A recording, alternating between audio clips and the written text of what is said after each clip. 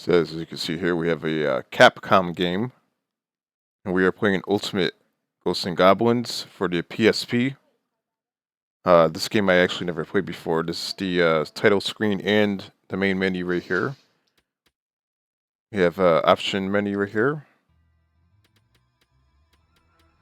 and it gives you pretty much just the basic stuff right here. You can do all this stuff right here.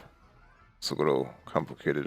Let's go to the new game, and as you can see here, you have your Novice, Standard, and Ultimate mode, which I imagine that's probably the equivalent of a hard mode right there.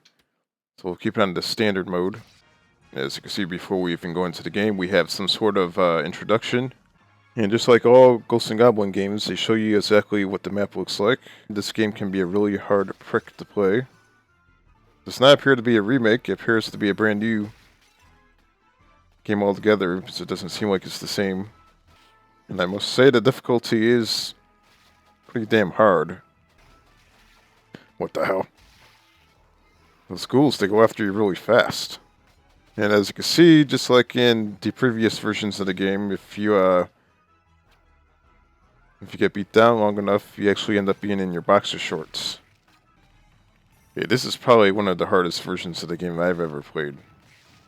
I guess when Capcom develops these games, their goal is to make it harder than the previous game. And of course, you fall into that pot of whatever that crap is, you end up turning into this big fat lady right here.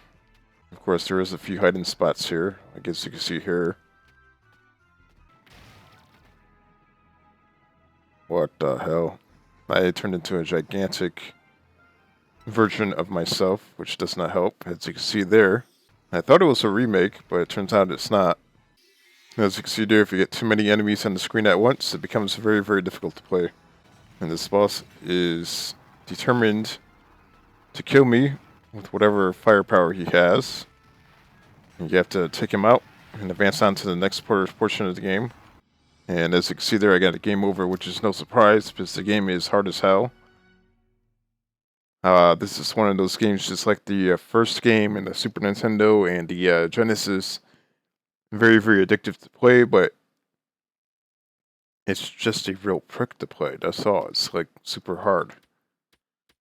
If you have a PSP, and feel like being really frustrated, then sure, I recommend buying this game because this game is pretty awesome.